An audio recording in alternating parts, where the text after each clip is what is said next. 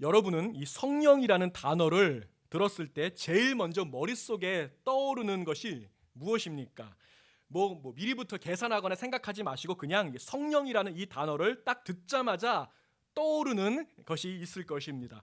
바로 그것이 그 사람이 가지고 있는 성령론이다. 이렇게 보시면 거의 틀림이 없습니다. 어떤 분들은요, 성령 하면은요, 이 성령의 은사, 방언이나 예언이나 병고침과 같은 성령의 은사를 제일 먼저 생각하는 분들이 있을 것입니다. 그런 분들은요, 대부분이 체험적인 신앙을 중요하게 생각하는 분들이 많습니다. 아니면 좀 몸이 많이 아프신 분들 중에도 그런 분들이 있을 것 같습니다. 그런가 하면요, 어떤 분들은 성령 하면 성령의 열매를 가장 먼저 생각하는 분들도 계실 것입니다. 이런 분들은요, 보통 겉으로 드러나는 이 열매보다 보이지 않는 열매, 내적인 열매, 인격을 중요하게 생각하는 분들이 많을 것입니다. 그런가 하면 또 어떤 분들은요, 성령 하면은 삼위일체가 제일 먼저 떠오른다는 분들이 계시더라고요. 이런 분들은 신학생일 가능성이 많습니다. 이 외에도 더 많을 것입니다. 성령 충만, 성령의 내주하심, 성령의 교통하심, 성령의 세례, 성령의 감동, 성령의 권능. 이 중에서 성경에 제일 많이 나오는 것이 무엇이겠습니까? 신약 성경에만 15번에 걸쳐서 반복되고 또 반복되는 것이 있습니다. 제일 많이 나온다는 것은요, 제일 중요하다. 이렇게 보시면 거의 틀림이 없습니다. 그것이 바로 성령 충만이라는 것입니다. 성령 충만은 신약 성경에 15번 반복이 되고 있습니다. 여러분, 성령 충만하시기 바랍니다. 아멘. 여러분, 성령 충만하는 것, 이것이 오늘 저의 소원이고 저는 오늘 성령 충만을 사모합니다. 성령 충만이 내 안에 넘치게 되기를 저는 원합니다. 성령 충만할 때 놀라운 일들이 일어남을 믿으시기 바랍니다. 말씀 가운데 저와 여러분 모두가 성령의 충만함을 입게 되는 이 자리가 되시기를 축복합니다.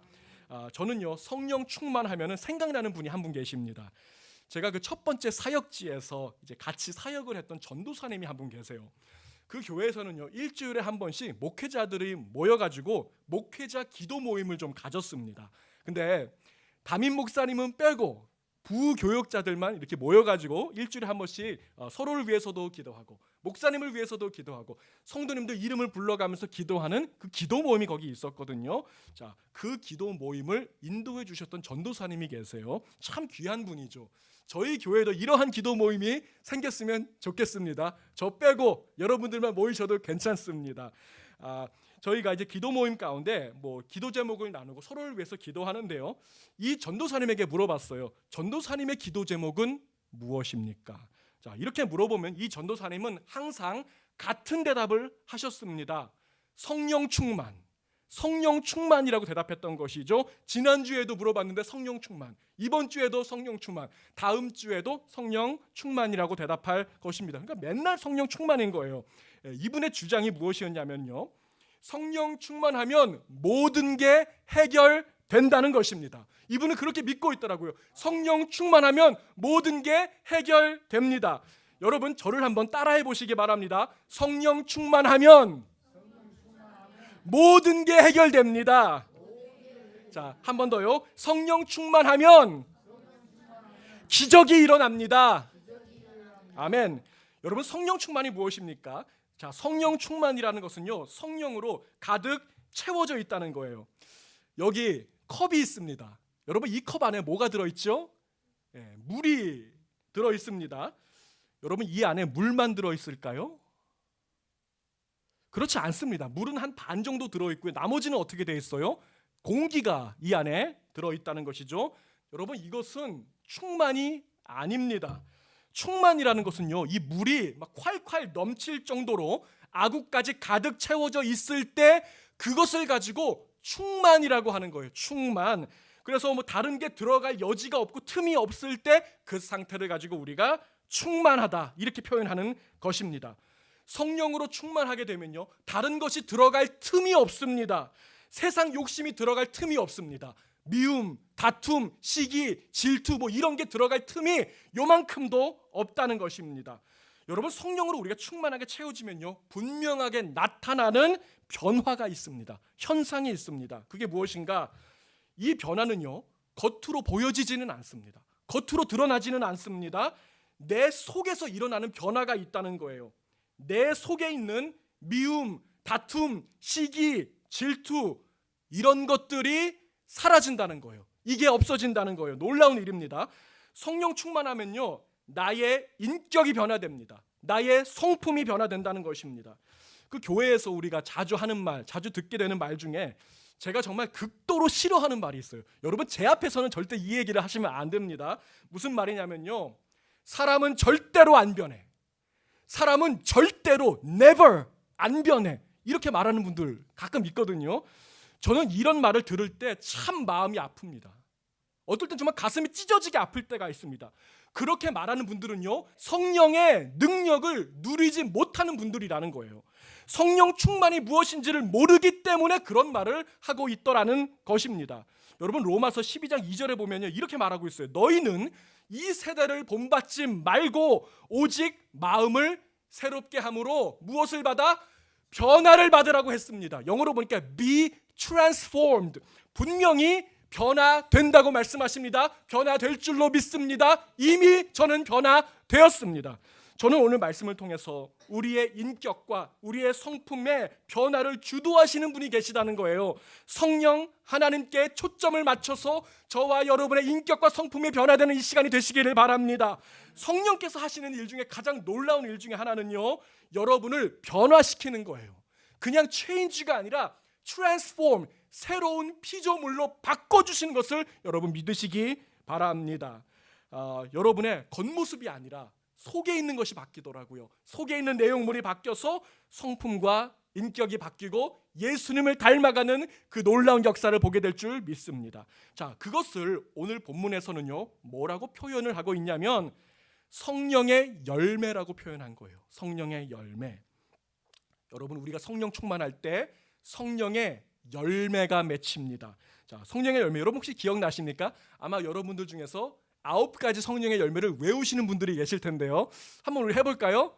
사랑과 희락과 화평과 오래 참음과. 여러분 지금 너무 겸손하셔서 알고 계시는데도 옆에 사람을 배려하는 마음 제가 충분히 압니다. 우리 앞에 있는 화면을 보시면서 해볼까요? 다 같이 시작. 오직 성령의 열매는 사랑과 희락과 화평과 오래 참음과 자비와 양선과 충성과 온유와 절제니 이 같은 것을 금지할 법이 없느니라. 아멘.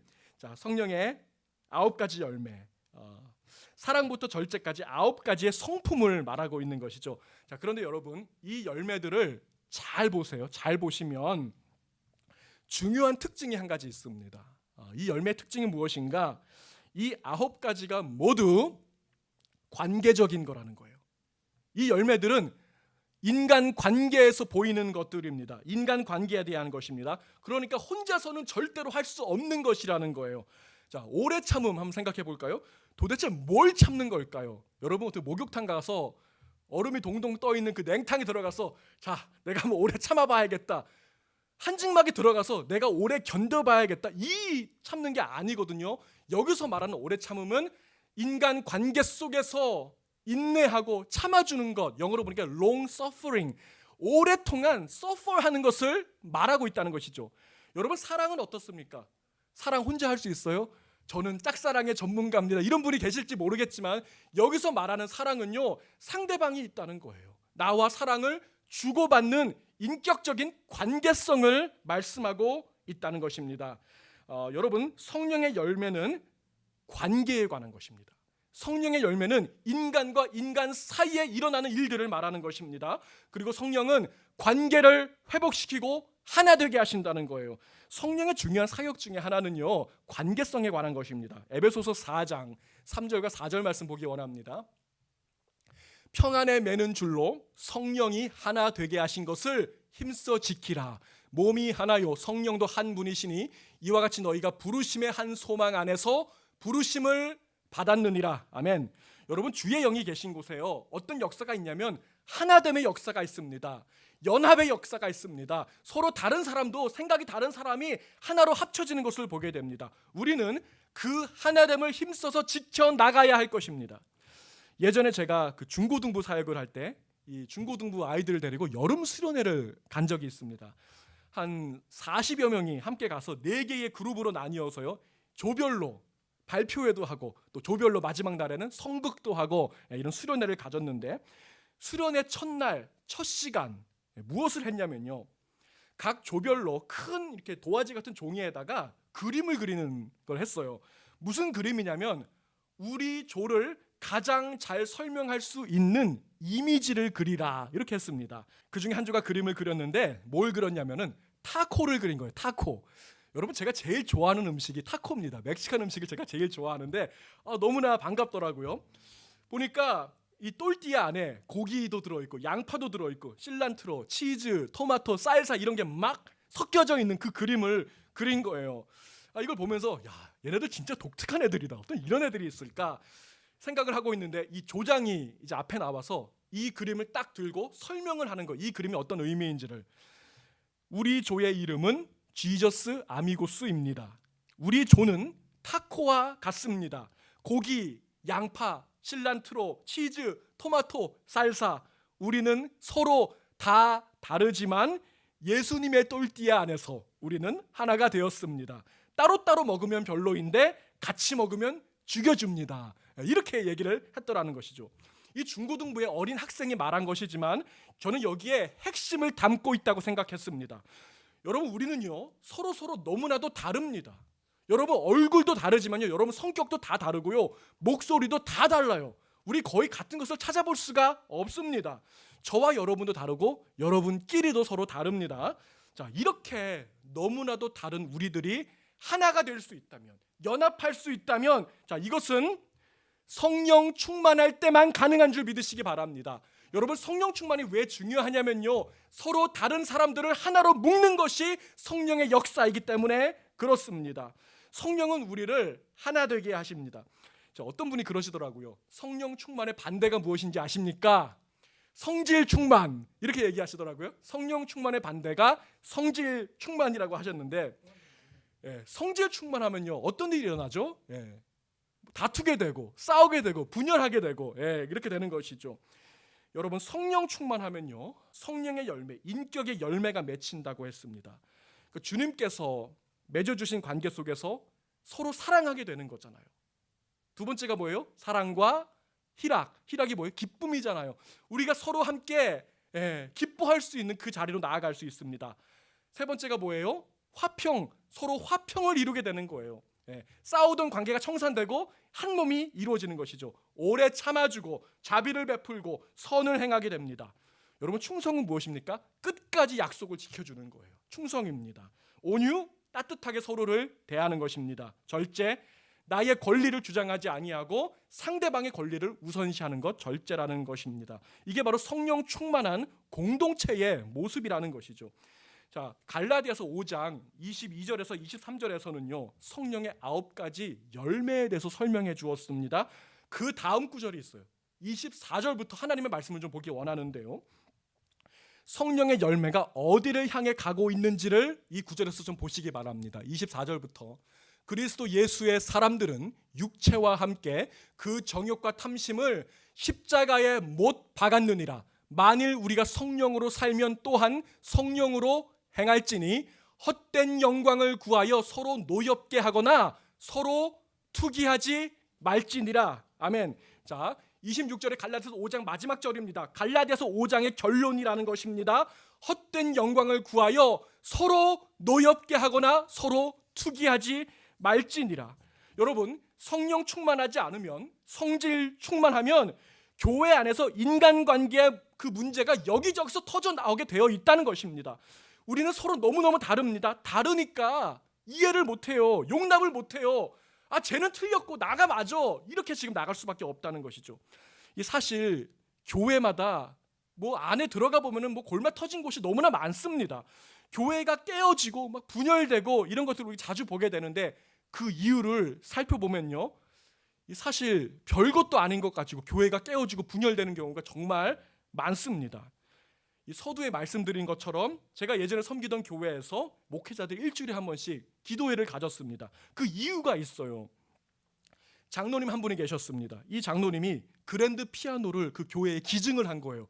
얼마나 귀한 일입니까? 보니까 한 3만 불 정도 되는 그랜드 피아노라고 하셨는데, 이 보니까 따님이 피아노를 기가 막히게 잘 쳐요. 문제가 뭐냐면요, 자, 이 장로님이 그랜드 피아노를 어디에다가 두기를 원하셨냐면, 자, 본당 맨 앞에 이 계단이 있었어요. 계단 위에 목사님의 그 강대상 바로 옆에 두기를 원하셨다는 거예요.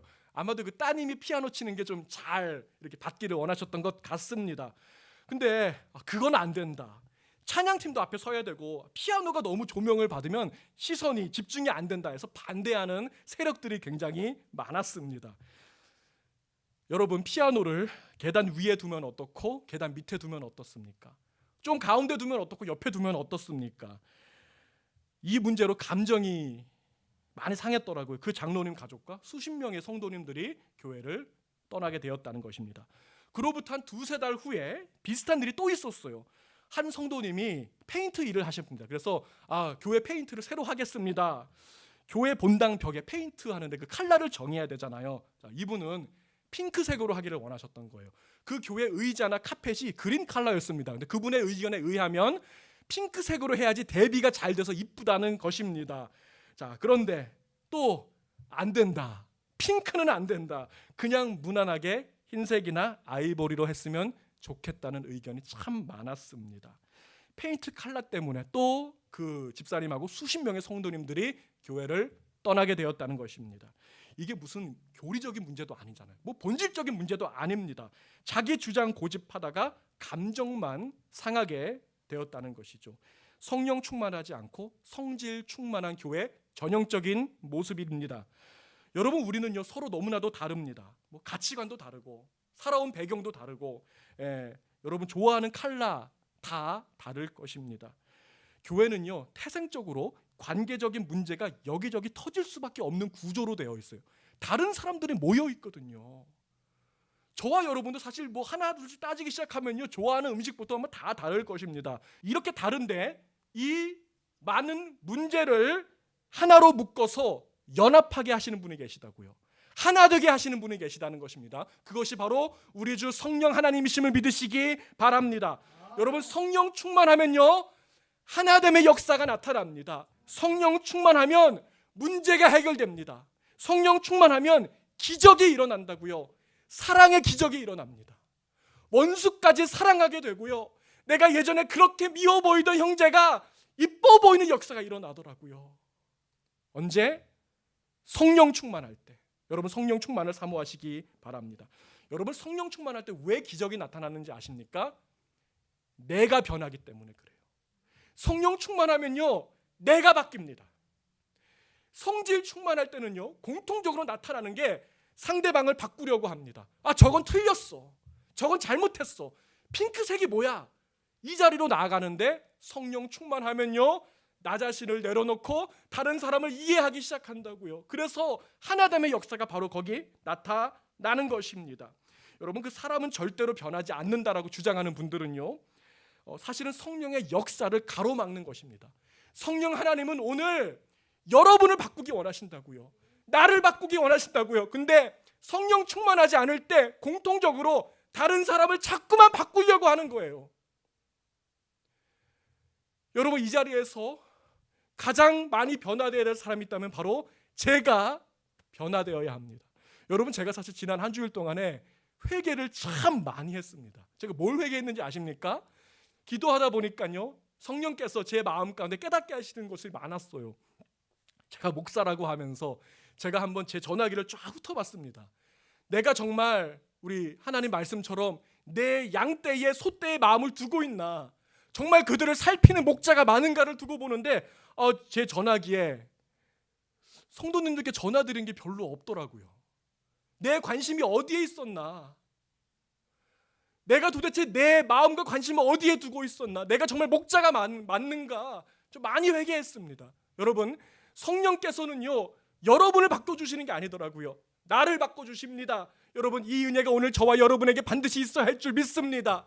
성령께서 충만하게 역사하시면요 내 안에 거짓된 것이 사라집니다. 내 안에 교만한 것이 내려집니다. 여러분, 내가 바뀌면요 문제는 즉각적으로 해결됩니다. 내가 바뀌어야 돼요. 그러므로 성령 충만하면 모든 게 해결된다는 이 명제는 어때요? 참이에요, 거짓이에요? 정말 그렇더라고요. 내가 바뀌면, 성령의 충만함으로 내가 변화되면 모든 것이 해결됩니다. 믿으시기 바랍니다. 에베소서 5장 18절 말씀 보시면요, 이렇게 말하고 있죠. 술 취하지 말라. 이는 방탕한 것이니 오직 성령으로 충만함을 받으라. 여러분, 이 구절 바로 다음에 어떤 내용이 나오는지 아십니까? 이 구절 다음에 나오는 내용이 사실 재밌는 내용이 나옵니다.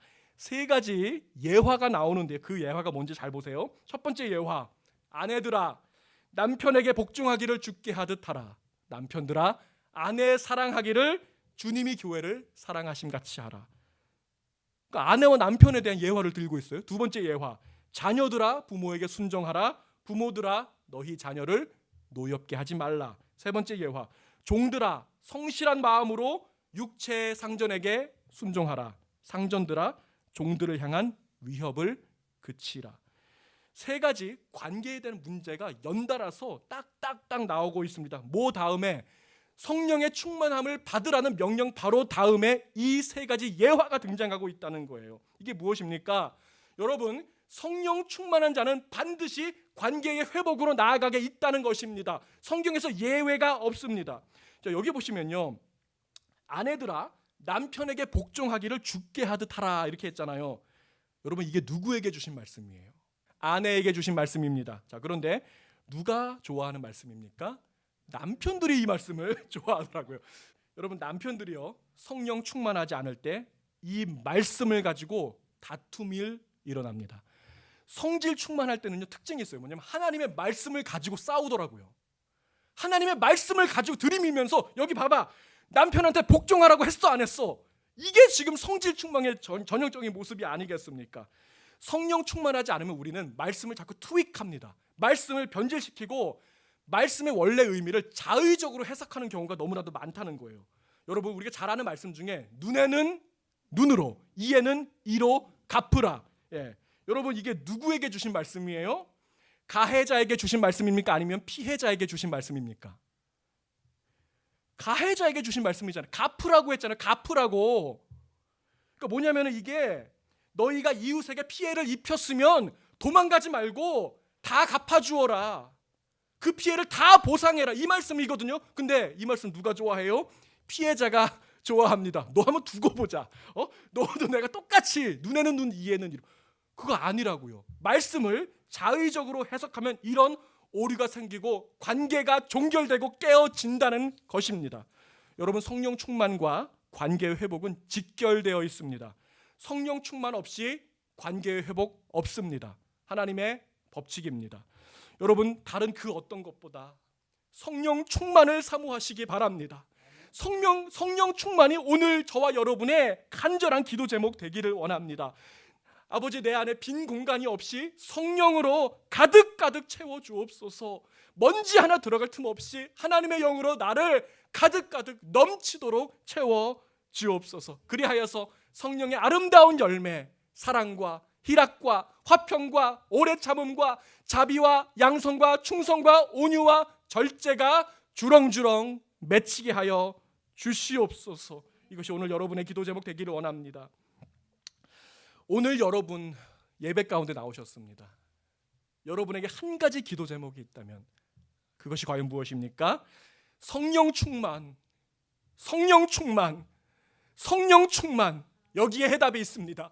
성령 충만하면요 기적이 일어납니다. 믿으시기 바랍니다. 성령 충만하면요 여러분 삶의 문제가, 그 풀리지 않던 문제가 해결됨을 여러분 보게 될 것입니다. 이 위대한 기도 제목으로 나아가는 저와 여러분이 되시기를 주님의 이름으로 축복합니다.